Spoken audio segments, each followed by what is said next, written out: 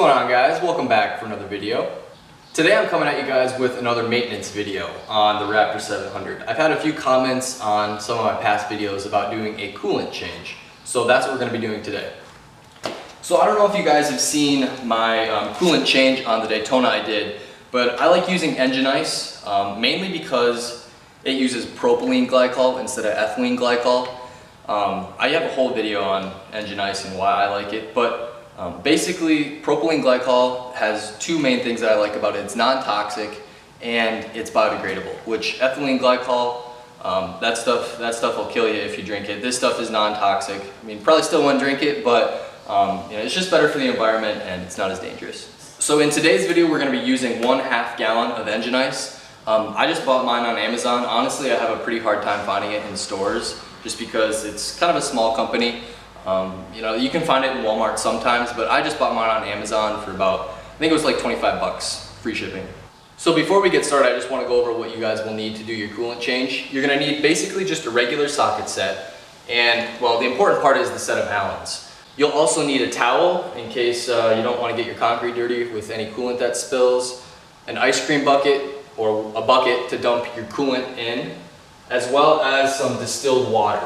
I would recommend probably getting a gallon just at you know, Walmart of distilled water, and what you'll use that for is flushing your whole coolant system, as well as obviously some new coolant. So one thing that you guys are going to make sure that you don't do is try to do a coolant change after you've gone out for a 20-30 minute ride, because your coolant's going to get really hot as your engine obviously, and when you unscrew your radiator cap, your system is pressurized, and sometimes that coolant can spray up in your face and you can get burned. So make sure that you change your coolant before you go for a ride when your engine's cool. So the first thing we have to do is remove these two kind of silver big Allen bolts on the top holding down our front fairing here, just this part. We're going to remove these so we have access to our radiator. So next, let's go ahead and remove our radiator cap. Just twist it off, kind of got to wiggle it off there, and looks like our coolant is plumb full. After your cap is removed, let's come around to the right side of the four-wheeler. This is where the water pump is located. The water pump of your four-wheeler is right here, and so this is the drain bolt. This is effectively going to drain the coolant from our radiator, which comes down through this tube right here, and the coolant from the engine. The coolant that's in the engine comes down through this tube right here. So by removing this drain bolt, we're going to drain all the coolant in the engine and the radiator.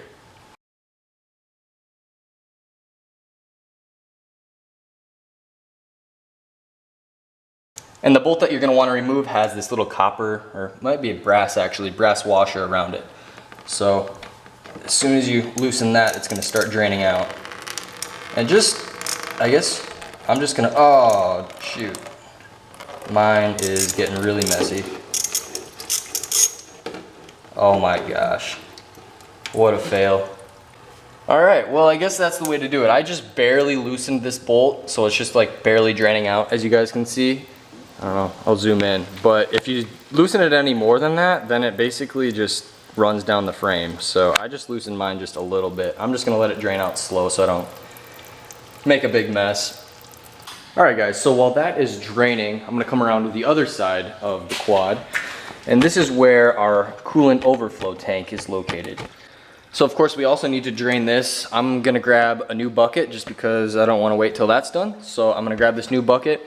What we're going to do is just pull this, this bottom rubber tube out. Make sure to have your bucket under there and drain this guy.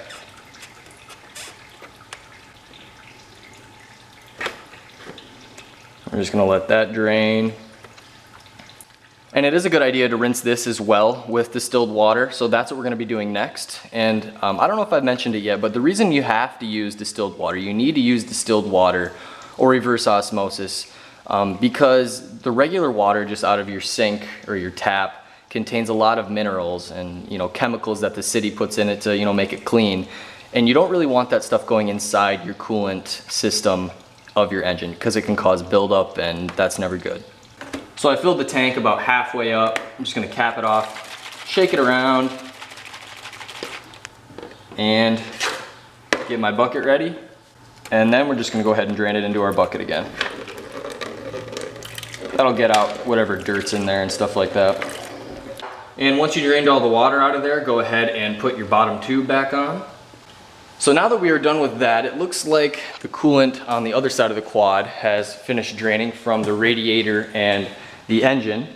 But we still need to flush the radiator and engine with distilled water. So that's what we're gonna go ahead and do next. And to do that, we're gonna come up to the radiator fill up here and pour about a half gallon of distilled water in there.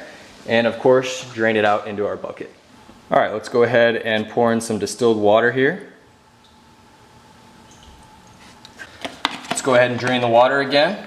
And to make things go a little bit smoother this time, I just made this coolant bowl. I'm just gonna hold this under here so we can try to hopefully minimize the coolant that goes everywhere. Yeah, this is working a lot better.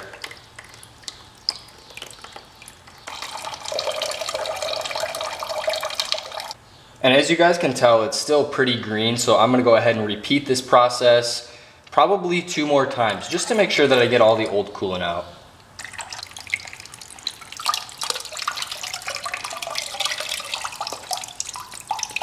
And that's looking a lot more clear than it was before, so that might actually be the last time I do it. Once the water that you're draining out is relatively clear, that's when you know you can stop rinsing the system with distilled water. So we're almost done, guys. The last thing we need to do is just put our bolt back in, and if you need to replace this copper washer, definitely do so, but my quad's relatively new, so just like I do with my oil washers, I usually reuse them once or twice. And the final step we need to do is fill our coolant up. But first, we need to loosen this bolt right here. You can see it has another one of those copper washers on it. This is the air bleed. It's another 8mm. You'll need a wrench because the socket doesn't really fit. And make sure to put a paper towel down here, just because when the coolant gets full, when we start to fill it, it'll probably start leaking out our air bleeder. So the last step, of course, is to start adding coolant. I'm gonna go ahead and add just a little bit of this stuff. Make sure that there's no leaks after we add a little bit.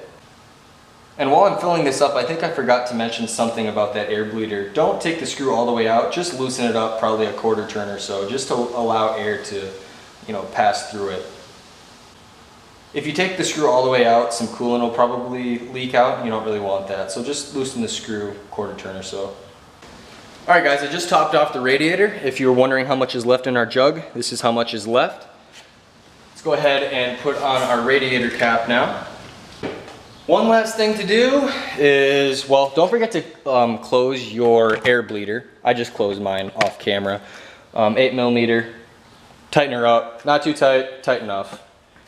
So the last thing to do is come around to the other side of the four-wheeler and fill our overflow tank. And there's a full and a low level. We're just gonna aim right for the middle. That's good enough. So let's go ahead and fill that up.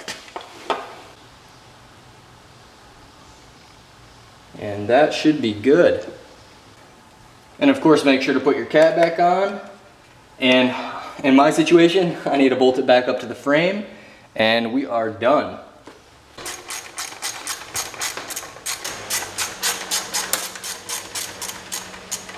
All right, we are done with the coolant change for the Raptor. Just a couple more things. So after you change your coolant, you're gonna wanna monitor it a little closely, of course, after the first time you ride it. So go out for a 10, 15, 20-minute ride, get the four-wheeler hot, let it cool back down, check your coolant level. If it's low, if you don't see any coolant in your radiator, like at the top, it's okay to top it off. I made sure not to fill my overflow tank. I just left it in the middle, right between low and full, and that's where it really should be. So just make sure that you check your coolant level after the first couple times you ride the quad. Put it through a couple heat cycles, get the engine nice and warm, get the coolant system working. It's normal to have to add just a little bit of coolant, just because there's some air in the system and stuff like that, even though we try to get it all out. I hope you guys enjoyed the video, and I hope you found it helpful. The whole process took me about an hour, a little longer than it should have, just because it took me quite a long time to drain the coolant. But if you can drain the coolant faster than me, it'll probably only take you 45 minutes max. It's pretty simple, pretty easy. Don't forget to drop me a like and subscribe below, and I will see you guys next Saturday for another quad vlog.